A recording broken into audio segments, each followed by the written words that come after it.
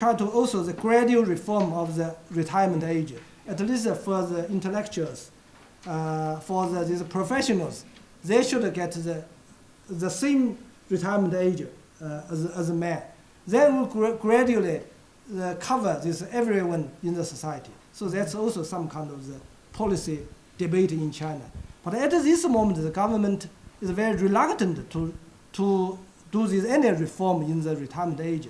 Because basically at this moment, the government priority is still on the employment of the youngest. Because China's labor force will continue to grow in the next 10 years. So that's also when we said some policy maybe is good, but they should be implemented in the right time. So that's other link to the policy development issues in China. There's a question. Maybe it's the last question.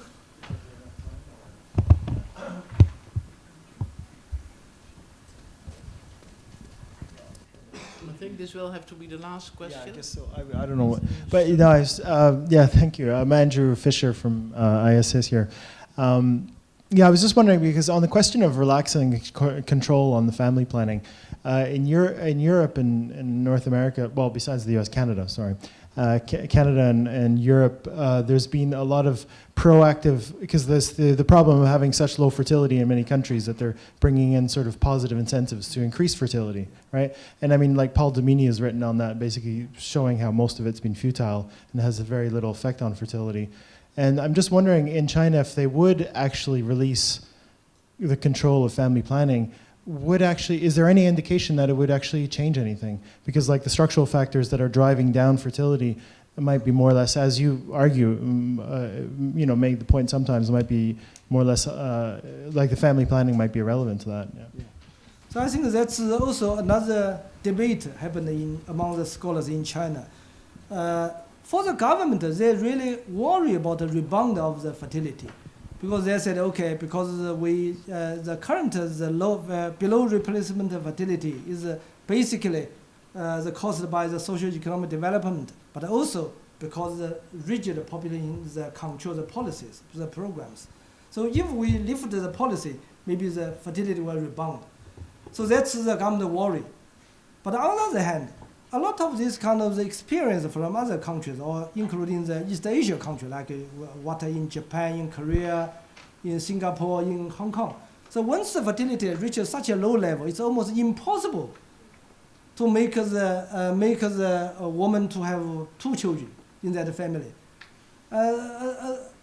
Some comment made by the Japanese sociologists, they said, why is in Japan such a low fertility remained such a long time? They said it's revenge of Japanese women to the male-dominated patriarchal society in Japan.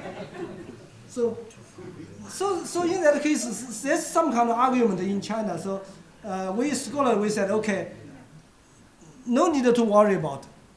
Even based on our current studies, in China's urban area, for example, even in Shanghai, the policy allowed the one-child policies with some exceptions, you can have 2 children. So on average, the policy fertility in Shanghai should be 1.1.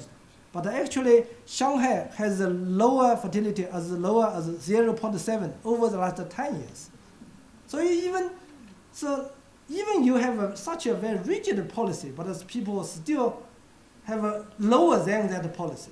So it means at this moment, although the policy allowed the single child couples, they can have 2 children, but actually only 40% of the single child couples, they want to have 2 children. So that's the general societal change really happening in China. So that's we scholars, we try to convince the government, no need to worry about that. The problem in the future is how to really ask couples to have 2 children. So that's what is the problem in China will be in the next 10 years, I think. Yeah.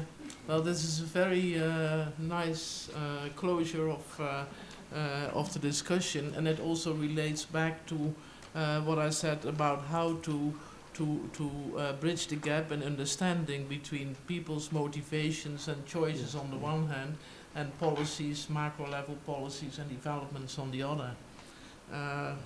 I want to thank you very much for your contribution, and also the way in which you responded to the public and were very patient with all these difficult, though very interesting questions. I want to thank Professor Xizhe as well. I want to thank you as an audience. I saw that I was very happy that in the discussion at some point we moved from the figures also to the meanings and to cultural factors and social factors, but because I think that these are very important to explain these processes, and you came back yourself to that issue in your very last sentence. Professor Xizhe would like to say one more thing, but first, before I do that and before I close this session, I'm requested by the organization to remind you of the next meeting on 12th of November, and the speaker then will be Stephen Sinding, perhaps well known to a lot of you. He's famous for the way he coined the concept of unmet need in 1994, that also then bridged a gap between a people's perspective or a women's perspective on the one hand and a macro level demographic perspective on the other. So please take note of this, and I'm also informed that our Minister for Development Cooperation will be the discussant at that meeting. So 12th November, please take note of it. You wanted to add one more comment? Well, it is about also coming back to your comment on the water diversion projects that China is implementing or on the drawing board.